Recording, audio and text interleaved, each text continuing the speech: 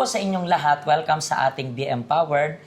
At ito ay Day of Power Special Edition natin ng program natin na kung saan, alam niyo po na sa November 2, magkakaroon tayo ng Day of Power. Katulad ng nakikita niyo sa screen ninyo, isa itong event na nagbibigay tayo ng holy oil, isang banal na langis para ipangpahid ninyo gamit yung pananampalataya ninyo. Naniniwala kami na gagaling kahit anumang imposibleng sakit, basta lang gamitin nyo yung pananampalataya ninyo. At yung mga special guests natin this week and the following weeks ay patungkol sa kapangyarihan sa paggamit ng banal na langis na ito para lang makita ninyo na gamit yung pananampalataya kahit imposible, pwedeng maging posible. At ngayon, isa sa special guest natin ay si ano pong pangalan ninyo? Margaret. Ma'am Margaret. Gano'n na rin po kayo katagal as an OFW? 6 years po. 6 years. Dito lang rin sa Hong Kong. 5 years po dito sa Hong Kong, then 1 year po sa UAE po. Pero ang pinakauna mong abroad is sa UAE. UAE. Diba? So, bakit 1 year ka lang pala doon? Hindi ko na po na-renew yung contract ko. So 1 year lang talaga yung contract. 1 year po yung visa na in-apply nila. And thankful din po ako kasi. Na hindi na ringing yun. No? Na 1 year lang po yung kayo. Kasi imagine mo kapag mahirap pa talaga doon. Mahirap po kasi iba po yung ano nila eh. Parang kalakaran nila. So, Sa trabaho po. Kung ikukumpara yung parang Hong Kong and then sa UAE, parang Mas maganda po. mas maganda dito. Pero taga saan po talaga kayo sa Philippines? Caloocan City po. Sa Caloocan City. And then, Ma'am Margaret, alam ko na as 6 years dito sa abroad, ano po yung hindi nyo malilimutang experience as an OFW dito sa bilang nagtatrabaho abroad? Yun po, yung sa dati ko pong amo do sa UAE. Kasi po, mga Egyptian po sila eh. So, masyadong dominant yung mga ugali nila. Ganun. Tapos po, ano po, ano po kasi ko, yung nilalak po kasi nila yung pinto. Every time na aalis sila. And then kahit nandun po kami sa loob ng bahay, nilalak nila. Parang natatakot sila na takasan po sila. Ganun. So, I believe, yan ang nararanasan. Hindi lang ikaw, kundi ng mga Filipinos doon sa UAE. Di ba? Parang kinukulong sila sa bahay doon. And I believe nagamit mo rin po yung banal na langis na ito, itong anointing oil. Gano'n na rin po ba kayo katagal dito sa health center natin? 4 years? 4 years, mga ganun. So, and ginamit mo yung oil para sa sarili mo ba o para sa family mo? Sa akin din po, ginamit ko and then sa kapatid ko po. And then, una mo na sa'yo, paano mo ginamit yung oil para sa sarili mo? Nung time po kasi na na-depress po ako and then yun, as by my faith, para ma-overcome ko yung mga negativity po, yung mga bad thoughts. Inaanon ko po yung sa ulo. Sa ulo mo. Interestingly, kasi marami rin tayong kababayan dito sa Hong Kong na may pinagdadaanan katulad ng depression, di ba? Pero using your faith, ina-anoint mo everyday yung ulo mo. And then pinagpipray mo yung puso mo. Ano yung di ba kapag nag-a-anoint ka, nagpipray ka, anong pinagpipray mo that time? Nire-review ko po yung mga nararamdaman ko, yung mga negative thoughts, ganyan. So talagang ang nagsisimula siya sa'yo na reject mo na yung negative thoughts. And yung emotions. Yung emotion. Kasi iyakin po ako doon. So masyado kang dinala mo ng emotions mo. And then sa family naman, kanino mo siya ginamit? Sa bunso ko pong kapatid. Bakit? Ano nangyari sa kanya? Ano po kasi yung parang nung una po na out of balance siya. So akala namin parang nahihilo-hilo lang siya. Ganun. And then bigla na rin po siyang na-bedridden. Nanghina po yung mga boto niya. Itong, di ba parang na out of balance siya and then na-bedridden siya. Gaano katagal yung process na yon para ma-bedridden siya? Parang gaano, simula nang naramdaman niya na out balance siya hanggang sa na-bedridden na siya, mga gaano katagal yung span nun?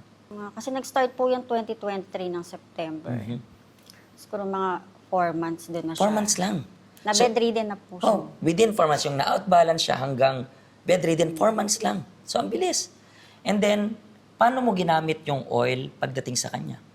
Ano po, in behalf of my brother po, ako po yung pinapahid ko po sa katawan ko po, sa legs, sa binti ko, ganun, para makatayo po siya, ganun. And then, habang pinapahid mo yun, yung faith mo, parang yung katawan mo, katawan ng kapatid mo.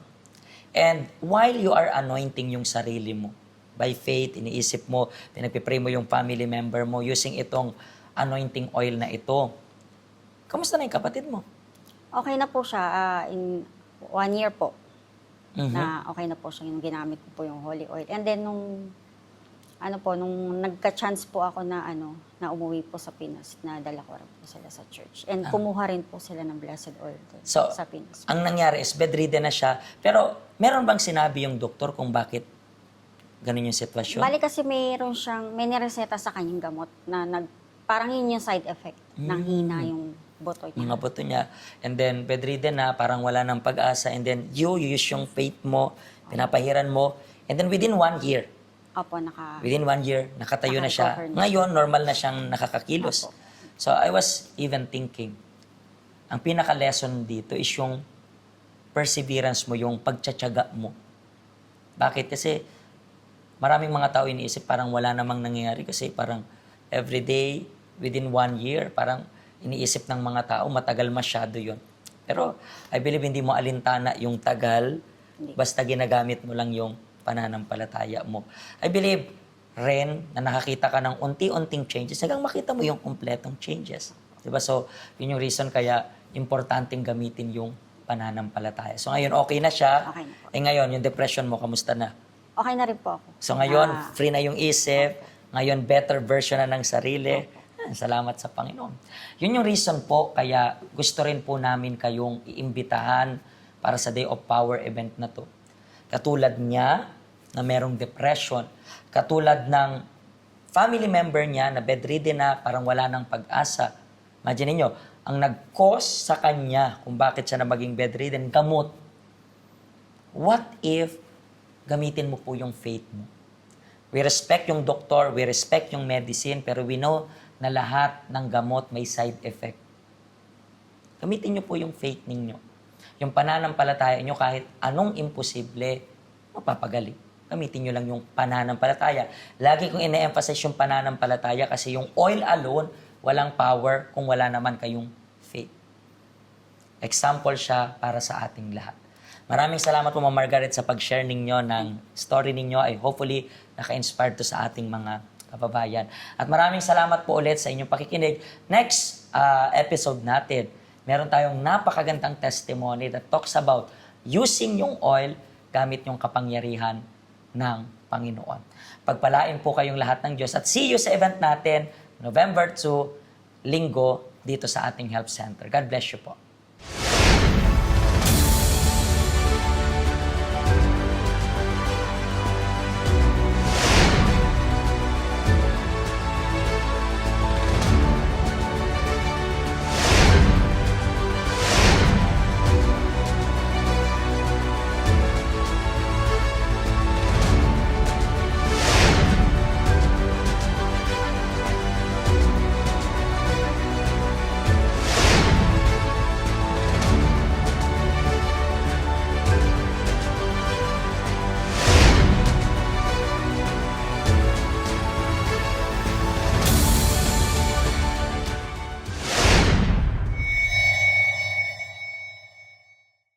Hello, ako po si Pastor Joshua dito po sa UCKJ Health Center dito po sa Hong Kong. At yung mga napanood nyo pong testimony ay mga testimony ng mga OFW dito sa Hong Kong. Pero I believe makaka-relate rin naman kahit nasaan po kayong bansa. Basta OFW. Ang Health Center po natin ay walang pinipiling religion. Base na rin po sa name, Health Center. Kung kailangan nyo po ng karagdagang information, nandito lang po sa baba lahat ng information na kailangan ninyo. Kontakin nyo lang po kami at magiging masaya po kami na matulungan ka, ma-assist ka, nasaan man po kayong bansa. Pagpalain po kayo ng Diyos.